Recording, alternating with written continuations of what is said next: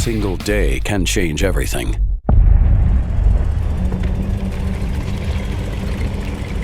One fall day in 1940, we knew Britain was impregnable, protected by the sea, and defended by brave souls on every clifftop. 24 hours later, all we could do was watch as the German forces took the coast and drove their tanks into the heart of the nation. When the blockade began in 1948, we thought the people of West Berlin would be safe. But the Soviets had other ideas. One December day is all it took for the fragile peace to shatter. And once again, the streets were filled with war and death. In 1962, we thought the Cuban Missile Crisis was a bluff. It was bravado, playground bullies flexing their muscles. No one would ever push the button. Then one day in October that year, someone did push it. An island paradise was turned into the epicenter of all-out thermonuclear war, threatening our very existence. These are our stories. Now, it's your turn. Hi guys, and welcome back to World of Tanks. We're not quite as we know it, and I will be back just after this.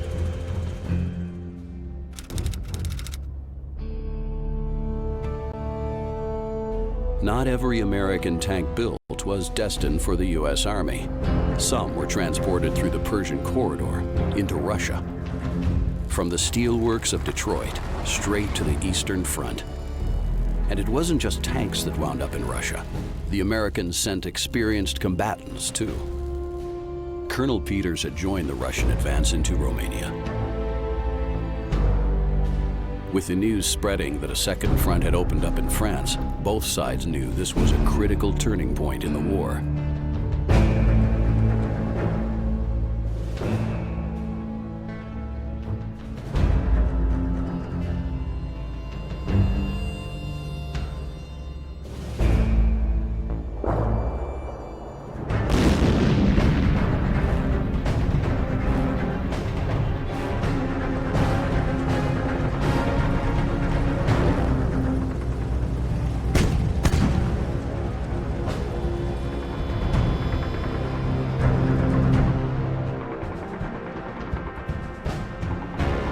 From his position on the hill, Peters and his Russian crew were about to get their first taste of action as a joint force.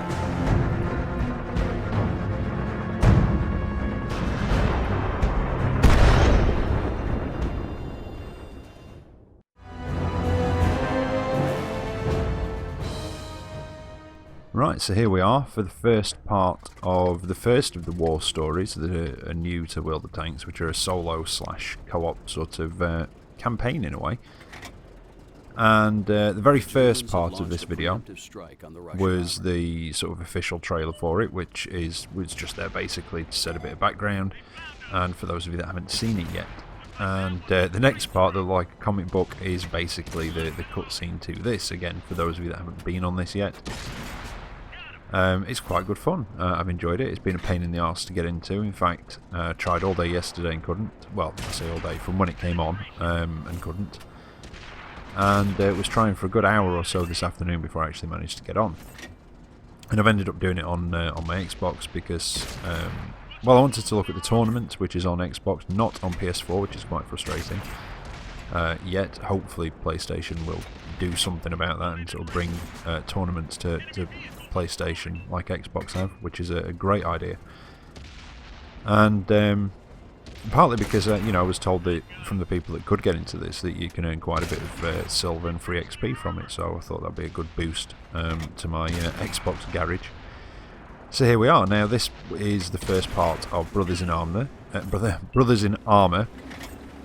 and it's basically like a training campaign, and you get given a special M4 Sherman, which is actually a Lend-Lease one, and has a Russian star on the side, and is armed with the M3. Now, it's not as you progress through the story, but rather the more of these that you do, you unlock various things for your tank. Now this first bit is very simple, which is understandable, it's a training thing, and it's almost quite a decent tutorial in a way for new players, so yeah, not bad. I mean, like I say, apart from the trouble of getting into it, I've quite enjoyed it. You know, it's not too bad.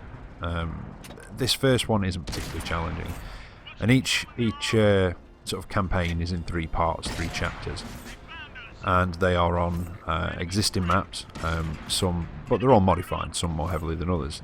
This is actually Cliff. It's a bit tricky to recognise, but where I just was a minute ago is normally in the middle of the map. That ramp that leads up from sort of Heavy Tank and TD Alley, but it's had, you know, rocks put in there, and the ramp is taken away, and where I'm shooting at now is normally just over to the left of where I'm looking, is normally one of the spawn points. So yeah, they are sort of varied. Now I've done this one, ended up doing it a few times, various problems. I was trying on the PlayStation, couldn't get into it, got into it, and my recording software froze. Great. So I went into it again, and guess what? It froze again. Managed to get onto the second one, thought I'll have a go at that one, the second part, sorry, and it froze again, and they were the only 3 times I managed to get on PlayStation. I went on Xbox, and I've been luckier with it and managed to get on. It has been rather tricky. Apparently it was down to the amount of people playing, you know, trying to get on it, but I've done it anyway. So the last part of this was actually done in challenge mode after I'd finished it, because it messed up again. So, but I finally managed to get them all. And like I say, this one's, you know, this part's pretty basic, but I do like the mode. You know, it is a nice addition, and it's a nice change. And apart from, like I say, it being a pain to get on it, yeah, it's nice. Now, what I would probably recommend, however much of a ball ache it probably is to just keep doing this one, this first part of the chapter, over and over again, because the more times you do it, each time you sort of you do it successfully, you unlock more, you know, various things. So at the moment, I can only have standard ammunition, no consumables. I think the first time you do it, you might unlock consumables. Do it again, you unlock something else. I can't think what it is. Could be upgrades. It could be premium consumables. But yeah, basically you do it a few times, and it sort of eases you into the features of the game. So you do actually get upgrades for these 2 tanks that you get in story mode. In this one, it's the M4 Sherman. In the next one, Flashpoint Berlin, it's a Centurion, and it starts off stock, this, with the M3 gun, but then you can upgrade it to either have the 76mm M1A1 or the 105mm howitzer, and it's a bit cheaper as well. But I'm going to go quiet now for the next cutscene.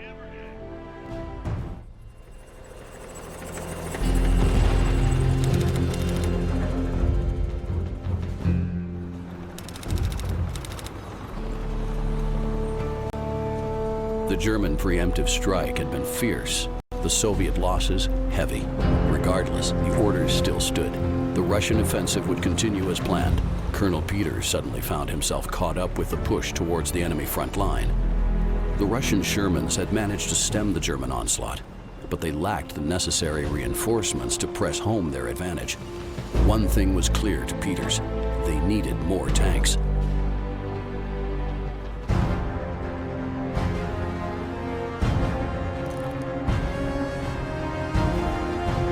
It was now a race against time for the Russians. They could make for the disabled tank and turn it against their enemy, or engage the German patrol directly with the remaining Shermans. Peters prayed they would make the right call.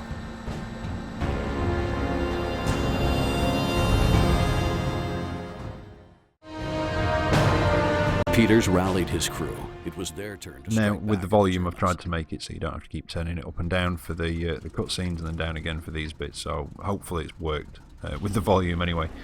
But yeah, so basically just keep doing the first one over and over until you've unlocked everything for it. So you unlock consumables, premium consumables, you unlock upgrades for the tanks, which seem to be a bit cheaper than they do for the standard versions. And there's not as many. I mean, for this is 2, and for the Centurion there's only 2. One is like an engine, track and turret upgrade, the other is for the 20-pounder.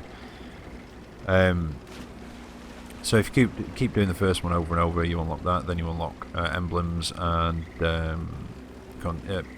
inscriptions, and then you unlock camouflage, which I think is the last thing you can unlock for them.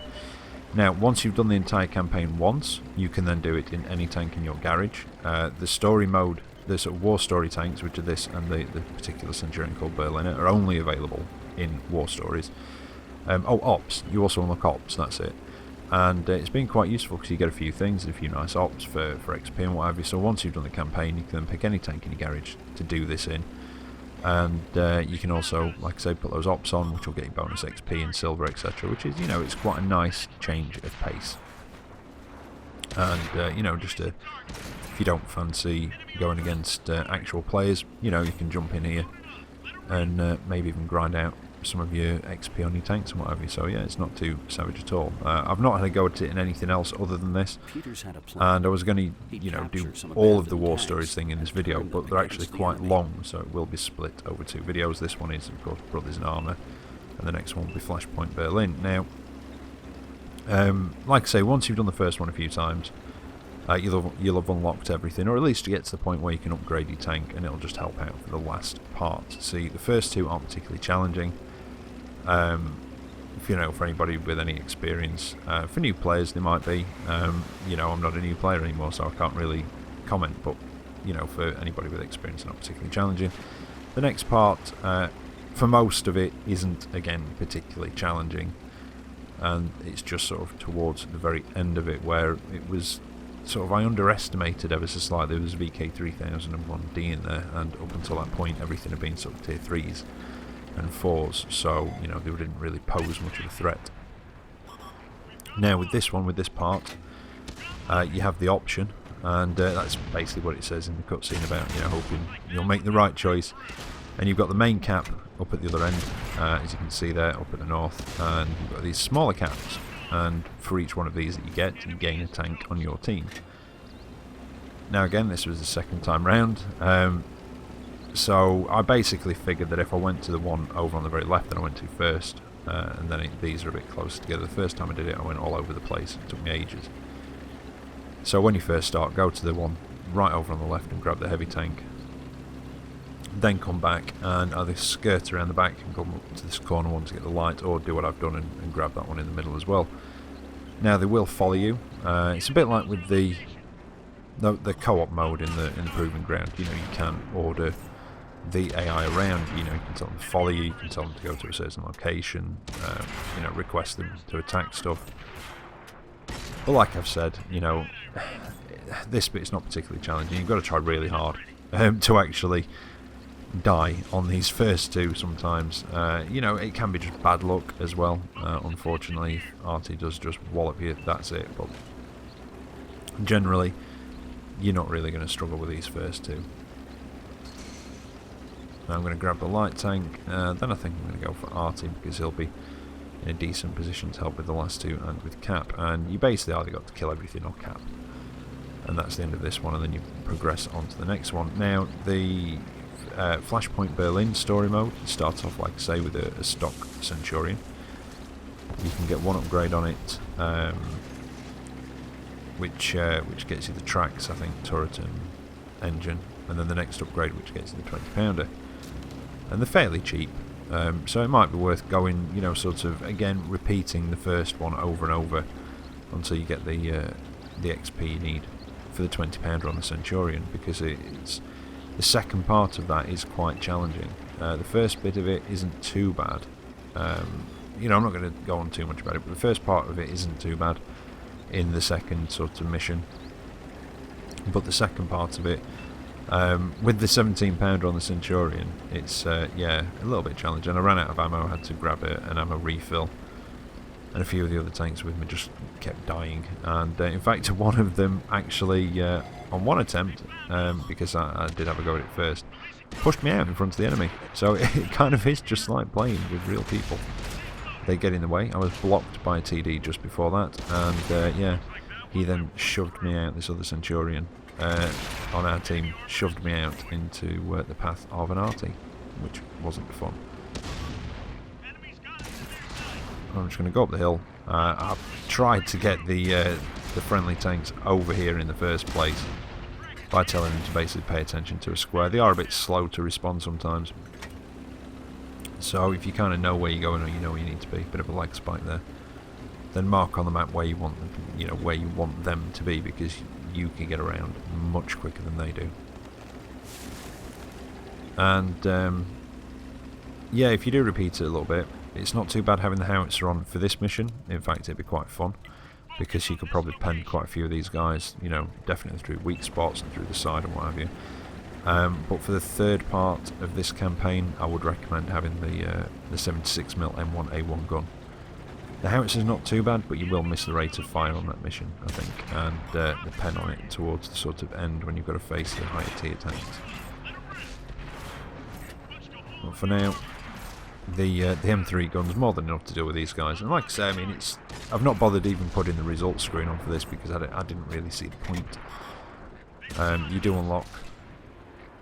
In fact, what have I got from this? I think I've got some, maybe even some like XP or silver boosts as well. I'm not entirely sure, but you know, you got a few bits from it, and I think I also maybe got a crew customization thing. Although, no, sorry, that was for logging in. Yeah, don't forget to log in as well over the next few days up until Sunday, because you get bonus points for the op. Because the games come going on, and I think you get some other stuff each day for logging in as well, so yeah, that's worth it. But the crews from this as well. Now, the tanks, that's what I was going to say. The tanks you can only use in this mode. Once you've completed the campaign, either campaign, you can basically do that campaign in any tank, like I said before. And it also gives you additional challenges. Basically calls it challenge mode, and you know, one of them is complete it without getting any pickups. Another one was complete it within a time limit, I think, that sort of thing. And that's for when, like I say, when you can do it in any tank. But the crews from these tanks, the two special crews that come with 6 cents already on them, and this is why I've not put another skill on these guys yet. The crews you can actually use in any mode. So when you go back into multiplayer in your garage, and yeah, I'm just trying to get these guys to follow me and get down here, give me a bit of support for this last part. But yeah, when you're in your normal multiplayer mode in your garage, if you pick a tank and go to your crews, you will be able to find both of the special crews from War Stories to put in any of your tanks, which is quite nice. You know, they've not got any special skills, but still, you know, it's a unique portrait, and you've got 6th Sense already trained on it.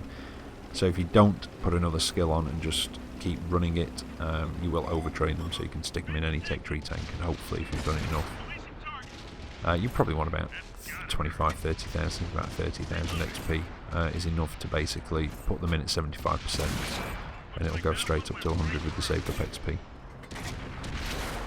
Now at this part, you don't want to go in too far because they will try and get around on either side of you. But again, the low tiers, the weak armoured, a couple of hits, and they're generally done. They do tend to sort of go forward, stop backwards quite often. I've missed a few shots because I've sort of aimed in front, fired, and they've stopped to go back in their little sort of pattern.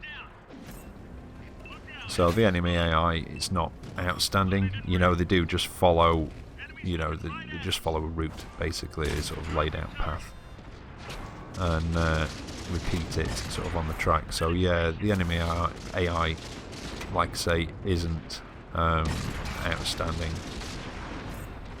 There's always a bit of room for improvement. I mean, you can see there he was just following the path coming straight forward. He didn't try to use cover or, you know, anything else.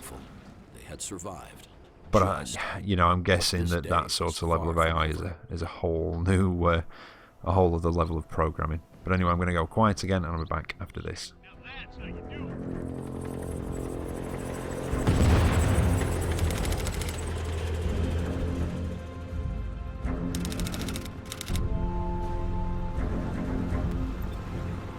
In one bloody morning, the advantage had swung from the Germans back to the Soviets. The preemptive strike had been curtailed.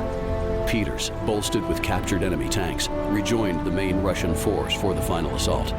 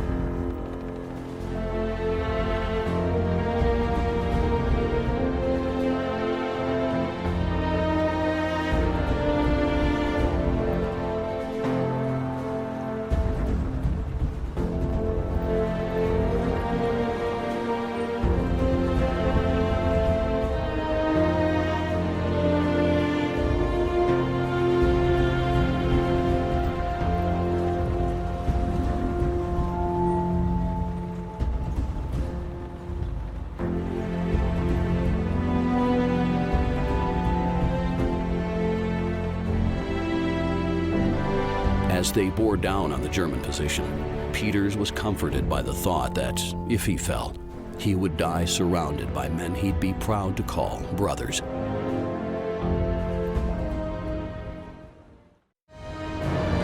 This was it. If Peters could smash the enemy front line, Germany would be pushed out of Romania. So with that map before as well, you know, in case you didn't recognise it, that was mines, which is, you know, pretty difficult not to recognise. But another thing as well, I do like the new minimap. I've not had a chance to actually go on about that yet with the update that kind of snuck out on us, didn't it? Not a great deal changed. We've now got the ability to customise the special crews or the unique crews, which is really nice. I think they should have given you enough free vouchers to cover all of the special crews in your garage. Obviously they know what you've got, because if you bought the, you know, special crews come with special tanks. So, you know, they can see if you've got that tank. Now, I think they should have done that, really. But it is nice that you can do that now. You can change the language. If you change the portrait, though, however, it is lost. So do be careful with that. But with the crews like the Valkyrie Chronicles ones that had their own special voices, if you leave the portrait as it is, you can change the voice. And when you want to put it back to the proper voice, you just choose default. As long as you've kept the portrait, it will be there. And that's what I think they actually put that on the portal as well as one of the things. Now with this part, you've actually got 3 caps. Now the 2 at either side, so the one in sort of the AB 1 and 2, and the one that I'm heading towards here up on top of the hill. If you capture them, all it does is give you pickups. It just puts some pickups on the map. At that location. So at the beginning of this one, the team will split. Some will go off to the northern one, and some will come off down to this one. Now again, don't forget, this one I had to do a couple of times because of various crashes and what have you. So originally I went up to the northern one and did it that way, but there is a sort of secondary objective, and it's to take down the German snipers, and they are both at the top of this hill. It's 2 TDs, and they're both at the top of this hill. So that's why I've come to this one, and the other part of the team that spread off over to the northwestern one, they will go up that way. They will kill the enemy tanks. They will not cap that base because they don't need to. So I mean, you can go up there and cap it if you want, but it's pretty pointless, because as you're doing that, the rest of your team will be heading towards the main cap and possibly dying. So these are not always death toasters. In fact, the first time I did this, I don't know what one of them was, because I went to the northern one and the team actually took it out. That still counts towards your completion. It's dead, that's it. And I was coming back across the swamp, and it was I think it was a Stug that was up there. So, you know, this time it's death toasters. You know, I don't know what it'll be next time. Could be the same, could be different. But that's why I went to this cap, and that's what I'd probably recommend. Come to this one. Let the other half of the team deal with the other guys up there to the northeastern one. You come to this one, and it gets rid of those snipers as well.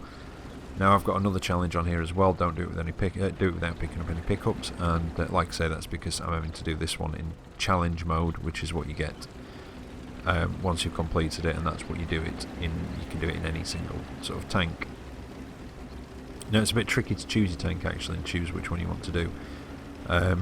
When you've done these and you're back in your garage and you've got all your tanks and stuff, I think if you press B or circle on PlayStation to choose, you know, whichever one you want to do, or if you're on the one where you're basically choosing which part, or which part of the chapter you wanted to do.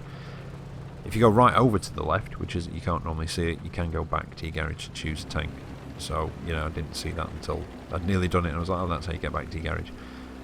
So there you go. Now that bit, I was just waiting to see what happened, because they did start to cap that location up in the top. So I was just waiting to see if they would actually do it, but they don't, so I'm going to carry on. And this is the main objective down here with this one.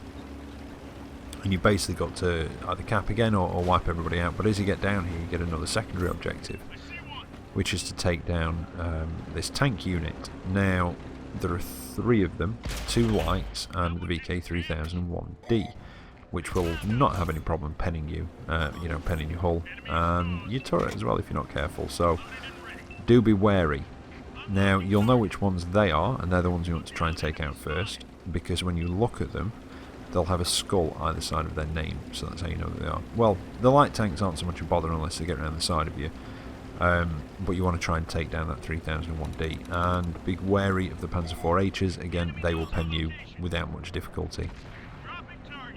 So just be aware of those as you come down here. Now, that's another advantage of coming this way, is you've got a nice couple of risers down this side that you can use, because obviously you're a Sherman, you've got very good gun depression. And the first time I did this, actually, when it froze upon me anyway, I was using the 105, and I really wished I hadn't, because I was, having trouble penning some of these. Panzer IVHs have got those bazooka plates on the side, which are spaced armour. They'll set AT off, early, a bit like shooting tracks, pretty useless. And against the 3001D, it was pretty horrible as well, so that's why I went for the 76mm. Managed to take him down. And yeah, oh, the other thing, when you first go into the Flashpoint one as well, Flashpoint Berlin, and this is where I nearly get stuck on the turret. When you first go into the Flashpoint Berlin one and sort of choose that one, try and quit back to the garage if you can, because it puts you in without any consumables on. So yeah, it's a bit of a nightmare. And like I say, if you keep repeating the sort of first one of these, or repeat the first couple over and over until you've got everything, not only do you get the ability, like I say, to upgrade these vehicles, but you also get the ability to put different ammunition on, which is, would be really useful with the 105, because you can put heat on. And it's kind of useful with the Centurion, because, like I say, using the 17-pounder, it's not so bad on the first part of that one, but it's a bit more important on the second one, that you'll need some sort of premium ammo. But anyway, we've managed to take down the 3001D. I basically hid for most of it and got the team to do my dirty work, and now they've all piled into cap. So I'm going to go after the last remaining tank, and again, it is just like playing with real people as well, isn't it? There's one guy left, so your team pile into cap. But I've managed to take him down, so that's it. That's War Stories, all the first part of it. So I hope you've enjoyed it. I tried to give you a couple of tips on, just a couple of tips on it. And I'm going to go now, so you can enjoy the cutscene. So yeah, we're back tomorrow with another video for you. So until then, take care. Then I'll catch you next time. See you later.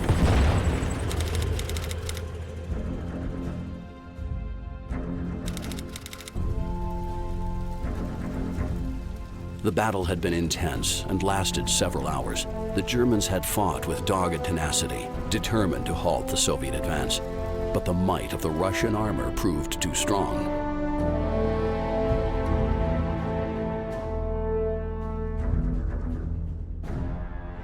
The German defenses had crumbled as the Shermans punched a hole right through them. Now, nothing could stop Russia from knocking the Romanians out of the Axis. This day, this victory, belonged to Peters and his crew.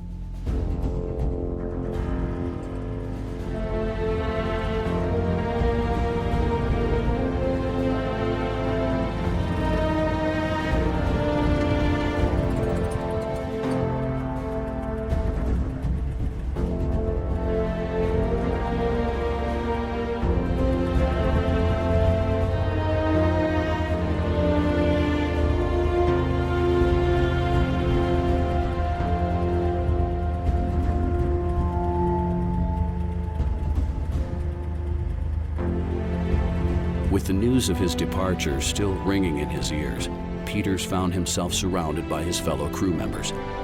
Their shared ordeal had bonded them together. Now, these fresh orders were wrenching them apart.